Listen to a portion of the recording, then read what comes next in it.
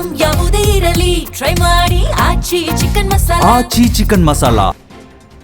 ಅಭಿವೃದ್ಧಿ ಕಾರ್ಯಗಳು ನಮ್ಮ ಜನರ ಉಸಿರುಗಟ್ಟಿಸುತ್ತಿಲ್ಲ. ಉತ್ತರ ಪ್ರದೇಶದ ಜನರು ಸ್ವಚ್ಛ ವಾತಾವರಣವನ್ನ ಆನಂದಿಸುತ್ತಿದ್ದಾರೆ ಎಂದು ಹೇಳಿದ ಸಿಎಂ ಯೋಗಿ ಆದಿತ್ಯನಾಥ್ ದೆಹಲಿಯ ಗಾಳಿಯ ಗುಣಮಟ್ಟವನ್ನ ಗ್ಯಾಸ್ ಚೇಂಬರ್ಗೆ ಹೋಲಿಸಿದ್ದಾರೆ.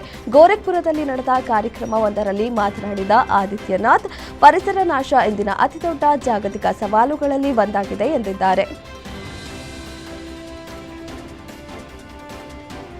ನಟ ಹಾಗೂ ರಾಜಕಾರಣಿ ವಿಜಯ್ ಕಾರ್ಯಕ್ರಮ ಆಯೋಜಿಸಿದ್ರು. ಟಿವಿಕೆ ಸಭೆಗೆ ಆಗಮಿಸಿದಾಗ ಜನದಟ್ಟಣೆ ಮತ್ತು ಬಿಸಿಲಿನ ಹೊಡೆತಕ್ಕೆ ಸೂರಜ್ ಎಂಬುವರು ಮೂರ್ಛೆ ಹೋಗಿ ಸಾವನ್ನಪ್ಪಿದ್ರು. ಈ ಸಂಬಂಧ ಪೊಲೀಸರು ಪ್ರಕರಣ ದಾಖಲಿಸಿಕೊಂಡು ತನಿಖೆ ನಡೆಸುತ್ತಿದ್ದಾರೆ.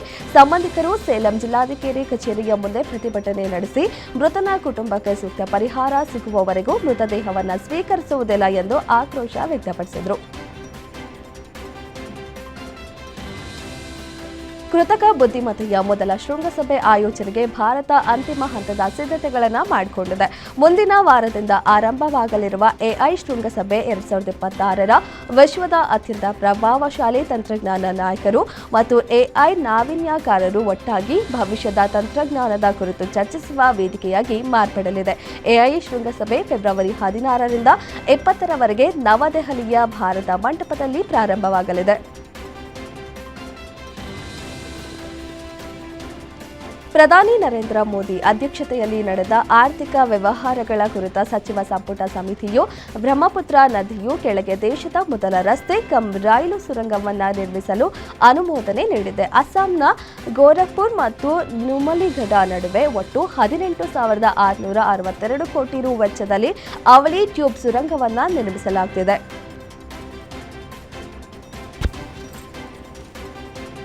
ಇನ್ಸ್ಟಾಗ್ರಾಂನಲ್ಲಿ ಶುರುವಾದ ಪ್ರೀತಿ ಪ್ರೇಮಿಗಳ ದಿನದಂದೇ ಸೆಪ್ಟಿಕ್ ಟ್ಯಾಂಕ್ನಲ್ಲಿ ಹೆಣವಾಗಿ ಅಂತ್ಯವಾಗಿದೆ. ಸಿಯಾ ಎಂಬ ಮಹಿಳೆ ಭೋಪಾಲ್ ನಿವಾಸಿ ಸಮೀರ್ ಎಂಬಾತನನ್ನ ಲವ್ ಮಾಡ್ತಿದ್ಲು.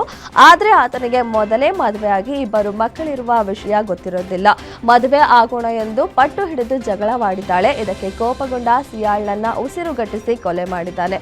ಸಾಕ್ಷ್ಯ ನಾಶಪಡಿಸಲು ಶವವನ್ನ ಕಬ್ಬಿಣದ ಪೆಟ್ಟಿಗೆಯಲ್ಲಿ ಹಾಕಿ ನಿರ್ಜನ ಪ್ರದೇಶದಲ್ಲಿಟ್ಟಿದ್ದ ಸೆಪ್ಟಿಕ್ ಟ್ಯಾಂಕ್ನೊಳಗೆ ಎಸೆದಿದ್ದಾನೆ.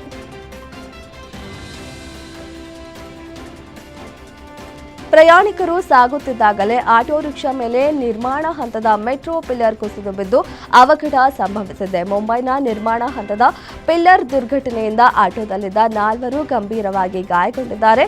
ಪಿಲ್ಲರ್ ಆಟೋ ಹಾಗೂ ಕಾರಿನ ಮೇಲೆ ಬಿದ್ದಿದೆ. ಕಾರಿನ ಬಾನೆಟ್ ಮೇಲೆ ಬಿದ್ದ ಕಾರಣ ಪ್ರಯಾಣಿಕರು ಸುರಕ್ಷಿತವಾಗಿದ್ದಾರೆ.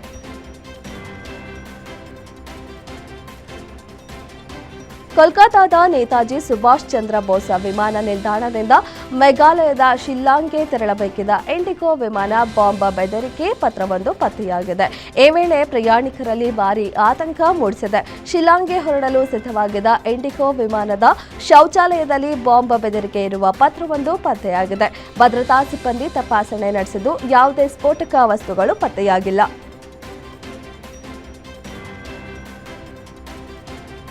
ಉರ್ದು ಶಾಲೆಯೊಂದರಲ್ಲಿ ಪಾಕಿಸ್ತಾನಿ ಮಿಲಿಟರಿ ಗೀತೆಗೆ ವಿದ್ಯಾರ್ಥಿಗಳು ಡ್ಯಾನ್ಸ್ ಮಾಡಿದ್ದ ಕಳವಳಕಾರಿ ಘಟನೆ ಮಹಾರಾಷ್ಟ್ರದ ಯಾವತ್ಮಲ್ ಜಿಲ್ಲೆಯಲ್ಲಿ ನಡೆದಿದೆ.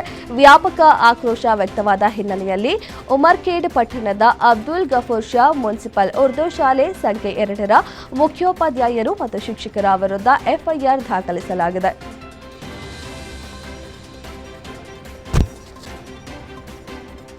7 ವರ್ಷದ ಅಸ್ಸಾಂ ಬಾಲಕಿ ಇತಿಹಾಸ ನಿರ್ಮಿಸಿದ್ದು ಐಕಾನಿಕ್ 13 ಕಿಲೋಮೀಟರ್ ಮುಂಬೈ ಸಮುದ್ರ ಮಾರ್ಗವನ್ನು ಕ್ರಮಿಸಿದ ಅತ್ಯಂತ ಕಿರಿಯ ಈಜುಗಾರ್ತಿ ಎಂಬ ಹೆಗ್ಗಳಿಕೆಗೆ ಪಾತ್ರಳಾಗಿದ್ದಾಳೆ.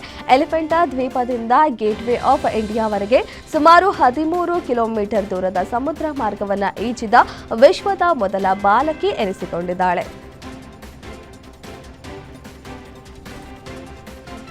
ತೆಲಂಗಾಣದ ಯಾದಾದ್ರಿ ಭುವನಗಿರಿ ಜಿಲ್ಲೆಯ ದೋಟಿಬುಡೆಂನಲ್ಲಿರುವ ಖಾಸಗಿ ಪ್ರಯೋಗಾಲಯದಲ್ಲಿ ರೇಡಿಯೇಟರ್ ಸ್ಫೋಟಗೊಂಡು ಭೀಕರ ಬೆಂಕಿ ಅವಘಡ ಸಂಭವಿಸಿದೆ. ಈ ದುರ್ಘಟನೆಯಲ್ಲಿ 6 ಮಂದಿ ಗಾಯಗೊಂಡಿದ್ದು ಕೋಟ್ಯಾಂತರ ರೂಪಾಯಿ ಮೌಲ್ಯದ ಆಸ್ತಿಪಾಸ್ತಿ ಹಾನಿಯಾಗಿದೆ. ಅಗ್ನಿಶಾಮಕ ದಳ 10 ವಾಹನಗಳು ಬೆಂಕಿಯನ್ನು ನಂದಿಸಲು ಯಶಸ್ವಿಯಾಗಿದ್ದು ಪೊಲೀಸರು ತನಿಖೆ ಕೈಗೊಂಡಿದ್ದಾರೆ. ಅದೃಷ್ಟವಶಾತ್ ಯಾವುದೇ ಪ್ರಾಣಾಪಾಯ ಸಂಭವಿಸಿಲ್ಲ.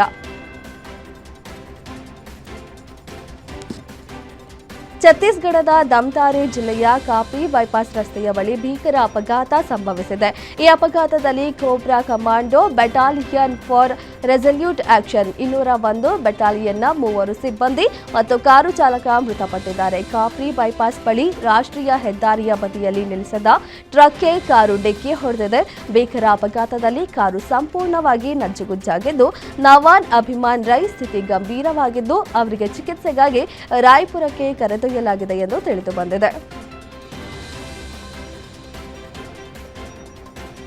ಹೋಟೆಲ್ನ 4ನೇ ಮಹಡಿಯಿಂದ 20 ವರ್ಷದ ಯುವತಿ ಧುಮುಕಿ ಆತ್ಮಹತ್ಯೆಗೆ ಯತ್ನಿಸಿದ ಘಟನೆ ದೆಹಲಿಯಲ್ಲಿ ನಡೆದಿದೆ. ಆದರೆ ಸ್ಥಳೀಯರ ಸಮಯ ಪ್ರಜ್ಞೆಯಿಂದ ಯುವತಿಯ ಜೀವ ಉಳಿದಿದೆ. ಯುವತಿ 22 ವರ್ಷದ ಯುವಕನೊಂದಿಗೆ ಹೋಟೆಲ್ಗೆ ಚೆಕ್ ಇನ್ ಆಗಿದ್ಲು. ಬಳಿಕ ರೂಮ್ನಲ್ಲಿ ಇಬ್ಬರ ನಡುವೆ ತೀವ್ರ ವಾಗ್ವಾದ ಮತ್ತು ಕಿತ್ತಾಟ ನಡೆದಿದೆ. ಈ ಹಿನ್ನೆಲೆಯಲ್ಲಿ ಕಿಟಕಿಯಿಂದ ಕೆಳಗೆ ಹಾರಲು ಯತ್ನಿಸಿದ್ದಾಳೆ.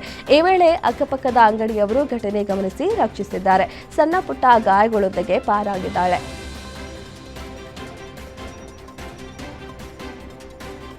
ಪ್ರಪಂಚವೇ ನೋಡದ ಅಂಬೆಗಾಲಿಡ್ತಿದ್ದ ಪುಟ್ಟ ಕಂದಮ್ಮ 5 ಮಕ್ಕಳ ಜೀವ ಉಳಿಸಲು ಕಾರಣವಾದ ಅಪರೂಪದ ಘಟನೆ ಕೇರಳದಲ್ಲಿ ನಡೆದಿದೆ. ತಮ್ಮ ಏಕೈಕ ಪುತ್ರಿಯನ್ನ ಅಪಘಾತದಲ್ಲಿ ಕಳೆದುಕೊಂಡ ದಂಪತಿ 5 ಮಕ್ಕಳ ಜೀವ ಉಳಿಸಲು ಕಾರಣರಾಗಿದ್ದಾರೆ. ಕೇರಳ ದಂಪತಿ ಅರುಣ್ ಹಾಗೂ ಅಲಿನ್ ಶೆರಿನ್ ಪೋಷಕರ ಒಪ್ಪಿಗೆ ಮೇರೆಗೆ ಅಂಗಾಂಗಗಳನ್ನು ಕೇರಳದ ವಿವಿಧ ಆಸ್ಪತ್ರೆಗಳಿಗೆ ದಾನ ಮಾಡಲಾಗಿದೆ. ಈ ಮೂಲಕ 10 ತಿಂಗಳ ಅಲಿನ್ ದೇಶದ ಅತ್ಯಂತ ಕಿರಿಯ ಅಂಗಾಂಗ ದಾನಿ ಎನಿಸಿಕೊಂಡಿದ್ದಾಳೆ.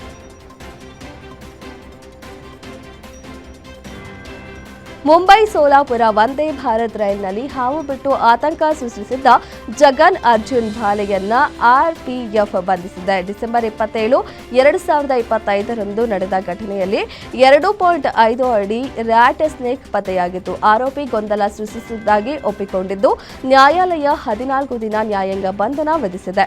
ರೈಲ್ವೆ ಕಾಯ್ದೆ ಅಡಿಯಲ್ಲಿ ಈ ಪ್ರಕರಣ ದಾಖಲಾಗಿದೆ. ಉತ್ತರ ಪ್ರದೇಶದ ನೋಯ್ಡಾದಲ್ಲಿ ಕಾರಿನ ಒಳಗೆ ವ್ಯಕ್ತಿಯೊಬ್ಬ ಪ್ರೇಯಸಿಯ ಮೇಲೆ ಗುಂಡು ಹಾರಿಸಿ ನಂತರ ತನ್ನ ಪ್ರಾಣವನ್ನೇ ತೆಗೆದುಕೊಂಡ ಘಟನೆ ನಡೆದಿದೆ. ಕಾರಿನ ಒಳಗೆ ಒಬ್ಬ ಹುಡುಗ ಮತ್ತು ಹುಡುಗಿ ತಲೆಗೆ ಗುಂಡಿನ ಏಟಿನ ಗಾಯಗಳೊಂದಿಗೆ ಪತ್ತೆಯಾಗಿದ್ದಾರೆ. ಹುಡುಗನ ಕೈಯಲ್ಲಿ ಒಂದು ಪಿಸ್ತೂಲ್ ಪತ್ತೆಯಾಗಿದೆ ಮತ್ತು ಕಾರನ್ನ ಒಳಗಿನಿಂದ ಲಾಕ್ ಮಾಡಲಾಗಿದೆ. ಪ್ರಾಥಮಿಕವಾಗಿ ಇದು ಆತ್ಮಹತ್ಯೆ ಪ್ರಕರಣವೆಂದು ಗೋಚರಿಸುತ್ತದೆ ಎಂದು ಪೊಲೀಸರು ತಿಳಿಸಿದ್ದಾರೆ. ರಾಜಸ್ಥಾನದ ಜೈಪುರದಲ್ಲಿ ಮದುವೆ ಸಮಾರಂಭಗಳನ್ನು ಗುರಿಯಾಗಿಸಿಕೊಂಡು ಕಳ್ಳತನ ಮಾಡುವ ಗ್ಯಾಂಗ್ ಮತ್ತೆ ಸಕ್ರಿಯವಾಗಿದೆ. ಜಗತ್ಪುರದ ಚಂದನ್ವನ್ ಕಲ್ಯಾಣ ಮಂಟಪದಲ್ಲಿ ಅತಿಥಿಯಂತೆ ಬಂದ ಯುವಕನೊಬ್ಬ ರಿಸೆಪ್ಷನ್ ವೇಳೆ ವೇದಿಕೆಯ ಮೇಲಿದ್ದ ವಧುವಿನ ಬ್ಯಾಗ್ ಕಳವು ಮಾಡಿದ್ದಾನೆ. ಬ್ಯಾಗ್ನಲ್ಲಿ ಸುಮಾರು 4 ಲಕ್ಷ ರೂಪಾಯಿ ನಗದು ಮತ್ತು ಬೆಲೆ ಬಾಳುವ ಆಭರಣಗಳಿದ್ದು ಘಟನೆ ಸಿಸಿಟಿವಿಯಲ್ಲಿ ದಾಖಲಾಗಿದೆ.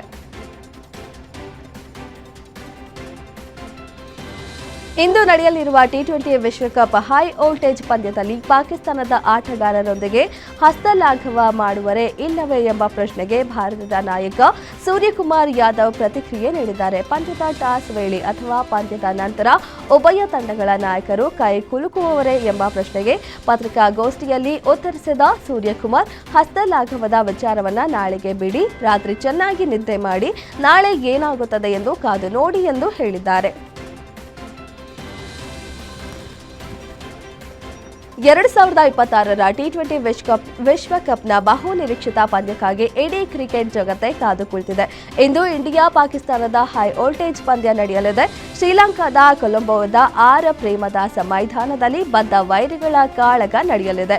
ಈ ಪಂದ್ಯದಲ್ಲಿ ಗೆಲುವು ತಂಡಕ್ಕೆ ಸೂಪರ್ 8 ಸುತ್ತಿನ ಟಿಕೆಟ್ ಅಧಿಕೃತವಾಗಿ ಸಿಗಲಿದೆ. ಭಾರತ ಹಾಗೂ ಪಾಕಿಸ್ತಾನ ನಡುವಿನ ಟಿ20 ವಿಶ್ವಕಪ್ ಪಂದ್ಯ ಇಂದು ಸಂಜೆ 7 ಗಂಟೆಗೆ ಆರಂಭವಾಗಲಿದೆ.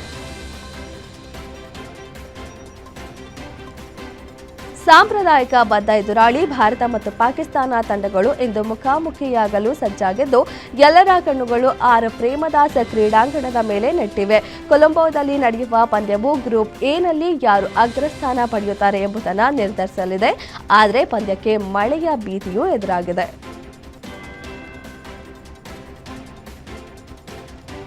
ರಾಧಿಕಾ ಪಂಡಿತ್ ಹಾಗೂ ರಾಕಿಂಗ್ ಸ್ಟಾರ್ ಯಶ್ ಯಾವುದೇ ಶುಭ ಸಮಾರಂಭಗಳಿರಲಿ, ವಿಶೇಷ ದಿನಗಳಿರಲಿ ಸುದ್ದಿಯಲ್ಲಿ ಇದ್ದೇ ಇರ್ತಾರೆ. ಇದೀಗ ವ್ಯಾಲೆಂಟೈನ್ಸ್ ಡೇ ಸಂದರ್ಭದಲ್ಲಿ ರಾಧಿಕಾ ಪಂಡಿತ್ ಯಶ್ಗೆ ಹಾರೈಸಿದ್ದಾರೆ. ವ್ಯಾಲೆಂಟೈನ್ಸ್ ಡೇ ಪ್ರಯುಕ್ತ ರಾಧಿಕಾ ಪಂಡಿತ್ ಅವರು ಯಶ್ಗೆ ವಿಶ್ ಮಾಡಿದ್ದಾರೆ. ಈ ಪೋಸ್ಟ್ ಗಮನ ಸೆಳೆದಿದೆ.